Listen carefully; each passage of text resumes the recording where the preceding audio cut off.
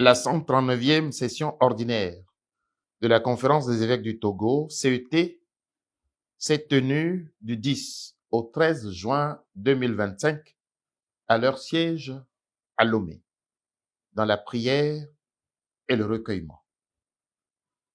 Y ont pris part tous les évêques du Togo. Ils ont abordé divers sujets et accordé plusieurs audiences. Les séminaires. 1. Cette session fut principalement consacrée à l'évaluation de la fin d'année académique dans les 3 grands séminaires du pays. Le séminaire Saint-Paul de Ngotin, le séminaire Benoît XVI de Tichao et le séminaire interdiocésain Saint-Jean-Paul II de Lomé. Les évêques ont pris connaissance des rapports détaillés des recteurs et ont salué les efforts des formateurs ainsi que la persévérance des séminaristes. Ils ont relevé les difficultés auxquelles sont confrontés les séminaires, notamment sur le plan financier.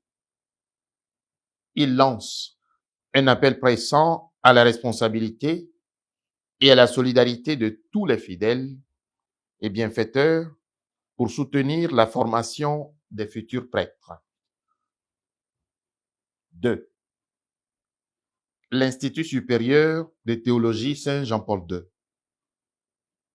Le révérend père Vincent Makumaena, directeur de l'Institut supérieur Saint-Jean-Paul II, nouvellement créé, a présenté aux évêques le projet global de l'Institut. Il a été question de l'organisation entre le Grand Séminaire Saint-Jean-Paul II et l'Institut, de même que des implications académiques et logistiques. 3. L'Université catholique de l'Afrique de l'Ouest, Unité universitaire du Togo, UKO-UUT. Le pro-président de l'UKO-UUT, le révérend père Augustin Ochokpo, accompagné de quelques-uns de ses collaborateurs, est venu rendre compte aux évêques de la mission qui lui a été confiée.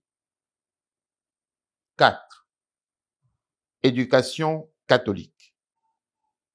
Le directeur national de l'éducation catholique, le révérend père Pierre Chanel Afogno, a, dans son intervention, donné aux évêques quelques informations et exposé des points d'attention.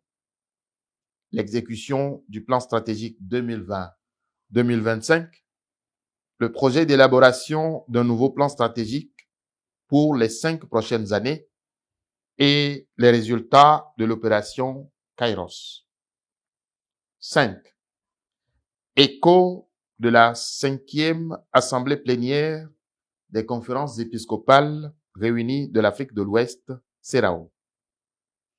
Les évêques ont suivi le compte-rendu de la 5e assemblée plénière des conférences épiscopales réunies de l'Afrique de l'Ouest, CERAO, tenue à Dakar, Sénégal, du 5 au 12 mai 2025. Ils se sont réjouis de la vitalité pastorale de l'Église en Afrique de l'Ouest et ont réaffirmé leur engagement pour une Église synodale et autonome au service de la justice et de la paix en Afrique de l'Ouest. 6. Situation sociopolitique au Togo.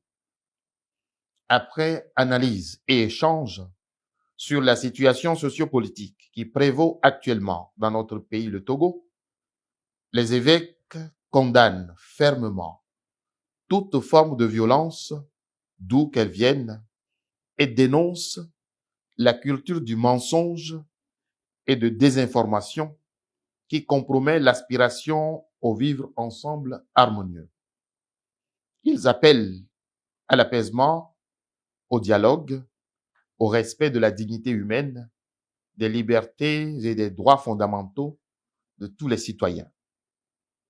Les évêques remercient tous ceux qui ont répondu de tout cœur à leur dernier appel à la prière pour notre pays.